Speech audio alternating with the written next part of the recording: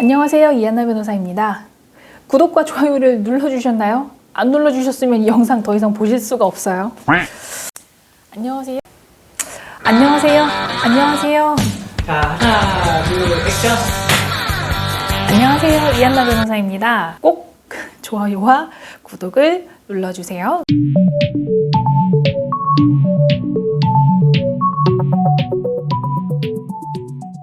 네.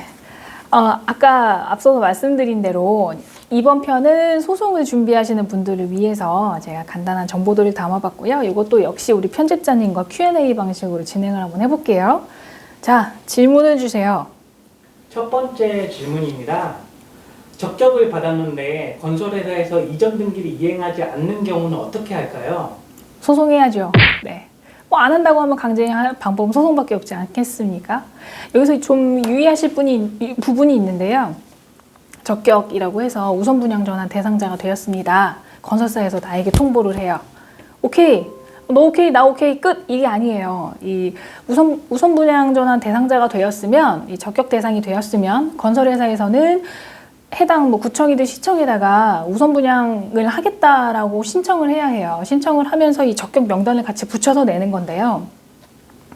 문제는 이 적격 명단에 내가 포함되어 있지 않은 적격자의 경우, 그러니까 너와 나만 아는 적격인 거죠. 시청은 몰라요. 그렇다고 하면 나중에는 이 판결문을 저희가 받더라도 시청에서 나 모르게 너희들끼리 무슨 적격이냐라고 해서 등기 이전을 해주지 않는 경우가 있으니까 그렇게 되면은 어렵게 소송해서 등기 못 받을 수도 있어요. 그렇기 때문에 보통은 적격 통보를 하고 건설회사들이 즉시 신청을 하는데요. 그렇지 않은 경우가 있을 수 있으니까 그 부분은 소송 전에 한번 관할 행정청에 좀 문의하셔서 저 우선 분양 대상자 맞나요? 신청 들어가 있나요? 저 승인 났나요? 라고 한번 물어보시는 게 소송하기 전에 그렇게 해서 확답을 받으시는 게 좋겠어요. 그렇지 않으면 좀 또 건설회사에게 신청을 해야 하고 또 소송이 돌아가는 경우가 있을 수 있으니까요. 네. 그리고 적격은 가처분을 하지 않아도 돼요. 왜냐하면 뭐 일종의 임대차로 치면 적격 요건을 이미 갖추신 분들은 대항력을 갖췄다고 해야죠. 나는 이미 시청에도 다 공시가 되어 있는 거예요. 이 집을 우선 분양 받을 자격이 있다고. 그렇기 때문에 통매각이 되거나 제3단 처분이 돼도 등기는 가져올 수 있습니다. 그렇기 때문에 적격으로 소송하시는 분들은 가처분을 하지 않는 경우가 많았어요. 네. 두 번째 질문입니다. 실거주 위반으로 부적격 판정을 받았어요. 어떻게 해야 할까요? 네, 소송해야죠. 네.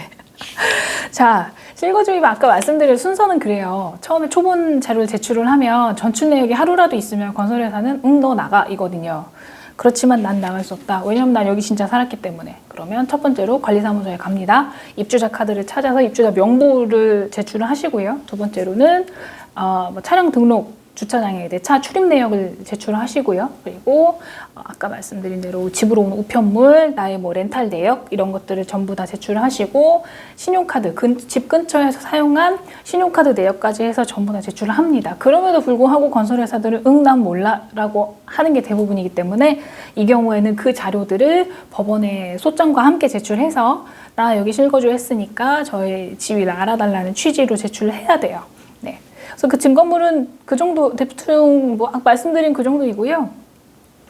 법원에서는 생각보다는 실거주 범위를 좀 넓게 봐서 임차인들에게 조금은 유리하게 판단을 해주니까 그런 부분은 크게 또 걱정을 안 하셔도 될 것 같습니다.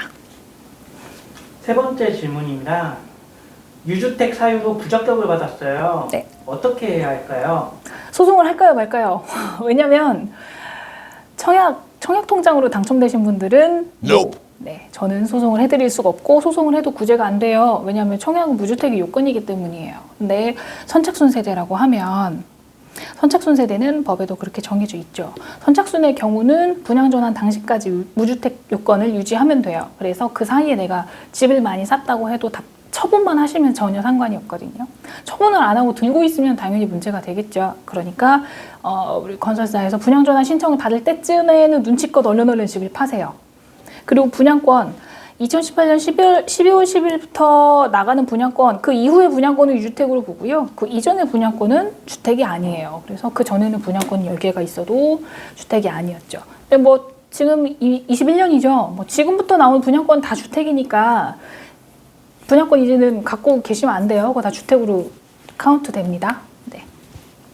마지막 질문입니다. 저 대출이 있는데 어떻게 해야 할까요?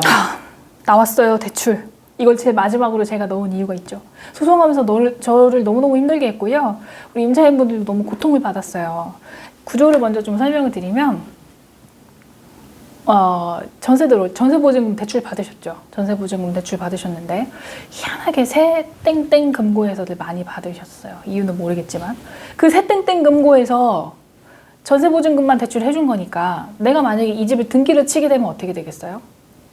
보증금 달라고 하겠죠. 너무나 당연한 거죠.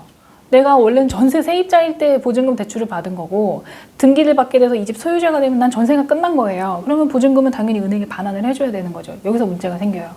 우리가 대출을 받을 때에 나도 모르는 내 무의식 속에 분명히 은행에게 채권양도 계약을 합니다. 그러니까 이 대출을 받을 때에 내가 만기가 되면 보증금을 돌려받을 수 있잖아요. 보증금 돌려받을 수 있는 권리가 나에게 있는데 그 권리를 은행이 가져가요. 은행이 담보로 가져가는 거죠. 그래서 만기가 되면 보증금은 나에게 돌아오는 게 아니라 은행으로 바로 직접 지급이 되죠. 왜냐하면 대출 실행할 때도 보증금 은행에서 바로 쏴주잖아요. 그런 식으로 진행이 되는 거라서 애초에 나는 내가 건설회사에게 예컨대 2억이라는 전세보증금을 줬어요. 그리고 이거를 매매대금으로 치려고 하는 거죠. 너네 돈 받아갔으니까 집 내놔라는 건데 문제는 2억은 내 돈이 아니에요. 은행에서 나중에 반환을 받아갈 권리를 쥐고 있는 거죠.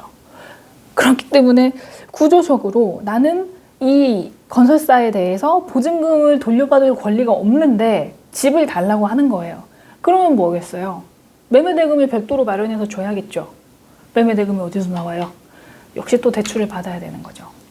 이게 자연스럽게 만약에 소송을 통하지 않고 자연스럽게 흘러간다고 하면 뭐 분양전환 합니다. 뭐 절차 진행합니다라고 하면 건설사에서 주선해준 은행들이 쫙 나와서 대환대출이라는 걸 해주잖아요.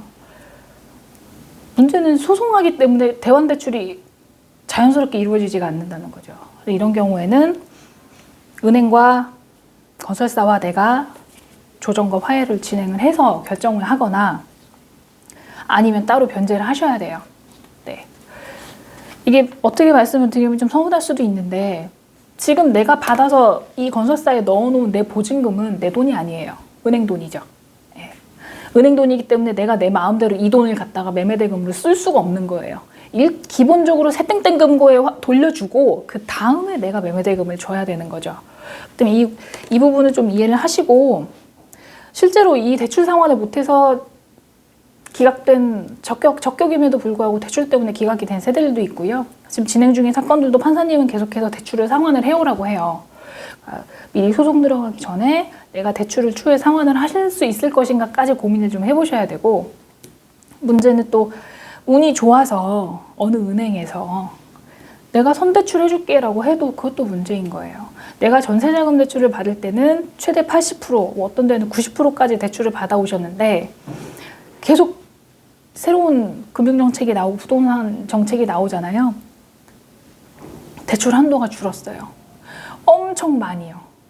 그래서 제가 실제로 세종시에 있는 아파트 이제 등기 이전 절차에 진행을 할 때에 너무 많이 문의를 받았어요. 변호사님 큰일 났어요. 대출 한도가 줄었어요. 라고 하는 거죠. 그러니까 이런 부분까지 고려를 하셔서 네, 자금력이 과연 이 등기를 가져올 때에 내가 그 정도의 돈을 마련할 수 있을 것인지를 반드시 고민을 해보셔야 되고 내가 이 집 그냥 가져오는 거 아니에요. 결국은 우선 분양 전환 가격, 아파트 가격대로 돈을 주고 사는 거거든요. 그러니 돈을 주고 사는 거니까 그 돈은 어떻게든 마련이 되어 있어야 되는 거고요. 마냥 은행 돈을 끌어다가만 쓸 수 없다는 부분도 좀 명심을 하셨으면 좋겠어요. 네.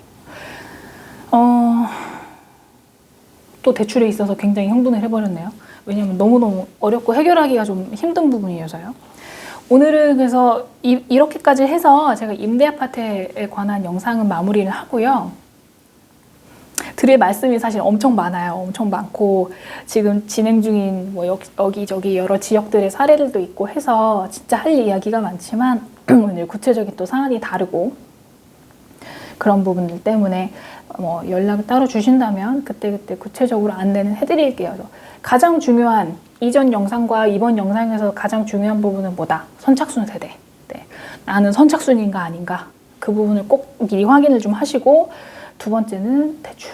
네, 대출은 꼭 해결을 해야 됩니다. 그렇기 때문에 소송하기 전에 미리 확인을 해서 내가 얼마큼 대출을 받았고 내 대출은 어떻게 진행이 되어 있고 내 전세자금 대출을 해준 은행에서는 나의 소송을 어떻게 바라보고 있는지, 이런 부분들을 고민을 한번 해보고 진행을 하는 것이 예상치 못한 불이의 타격을 피할 수 있는 방법이라고 하겠습니다. 네. 꼭 다시 한번 말씀드리지만 구독과 좋아요를 눌러주셔야 제가 영상을 또 올릴 수가 있어요. 네.